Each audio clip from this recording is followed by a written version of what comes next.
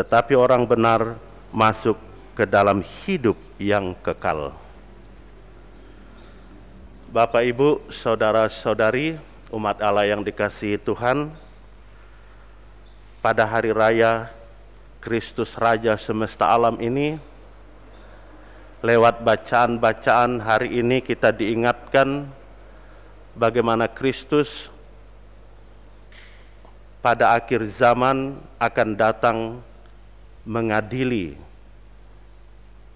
setiap orang dengan apa yang diperbuat selama hidupnya. Lewat teks Injil hari ini kita diingatkan ternyata perbuatan kita itu memiliki sifat kekal. Kalau kita berbuat yang baik, maka perbuatan itu bersifat kekal. Dalam tanda petik dicatat di surga. Kalau kita berbuat jahat, kejahatan itu pun bersifat kekal dan itu pun dicatat di dalam surga atau di neraka. Maka penutup dari bacaan hari ini dikatakan mereka yang tidak melayani Tuhan dan sesama itu tadi masuk ke tempat siksaan yang kekal. Tetapi mereka yang benar masuk ke kehidupan yang kekal.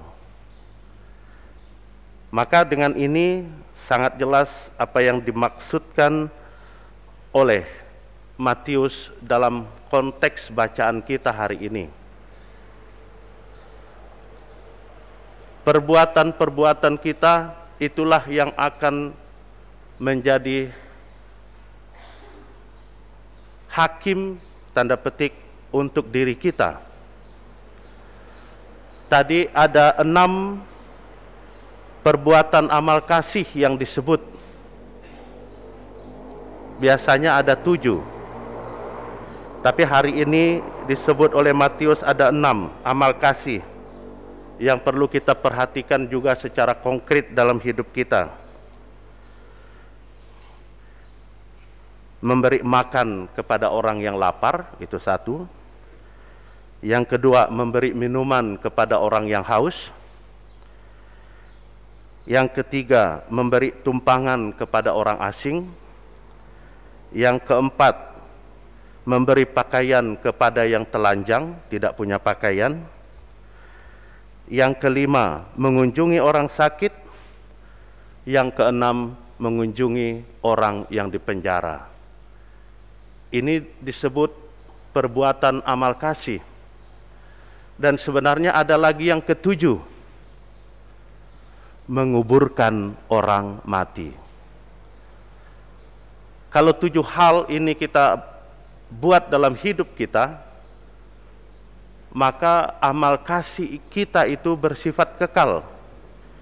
Maka Bapak dan Ibu yang terlibat dalam perbuatan amal untuk yang meninggal, yang rela berlumpur-lumpur berlumpur-lumpur membuat lubang untuk kuburan, itu pun tercatat sebagai amal kasih.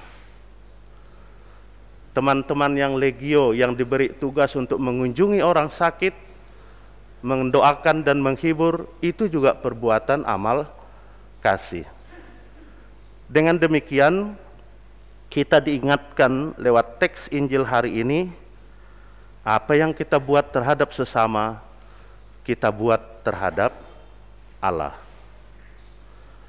Dan pada akhir zaman, Dia akan datang sebagai Raja yang mengadili setiap orang.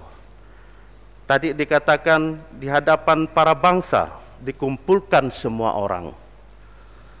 Maka dalam konteks hari raya Kristus Raja semesta alam, Yesus tidak hanya mengumpulkan orang-orang yang percaya kepadanya, tetapi mengumpulkan setiap orang.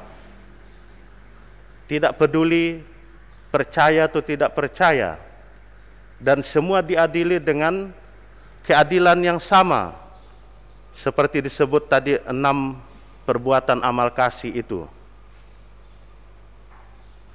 Lalu dikatakan, apa yang kau buat terhadap saudaraku yang paling hina ini? Siapa yang dimaksud saudara yang paling hina? Para ahli kitab suci berdebat. Ada yang mengatakan yang dimaksud adalah para misionaris yang menebarkan Injil. Tetapi dalam konteks hari ini Kristus Raja semesta alam, orang yang paling hina adalah orang-orang yang terpinggirkan hidupnya, baik secara politis, ekonomis, tak peduli siapapun, orang-orang yang tidak diperhatikan. Dan ketika kita memberi perhatian kepada orang-orang seperti itu, kita sudah berbuat amal kasih. Dan amal kasih kita itu dibenarkan oleh Raja semesta alam. Ada cukup banyak orang memanfaatkan kemiskinan orang lain, memanfaatkan kelemahan orang lain, menjual orang-orang itu, menguasai segala yang dia miliki untuk keuntungan diri sendiri. Saya sangka orang seperti itu yang tidak dibenarkan, yang masuk ke dalam siksaan yang kekal. Tetapi orang-orang yang memperhatikan sesama dengan 6 kasih plus 1 tadi, menguburkan orang mati, akan dirajai oleh Raja semesta alam.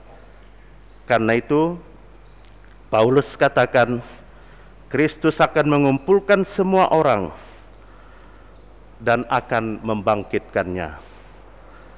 Maka Bapak Ibu, saudara-saudari terkasih, pada hari raya Kristus Raja semesta alam, kita diingatkan untuk berbuat amal kasih, karena perbuatan amal kasih kita itu bersifat kekal. Kalau baik yang kita buat, kebaikan hidup kekal menanti kita. Kalau jahat yang kita buat terhadap sesama, siksaan kekal menanti kita. Amin.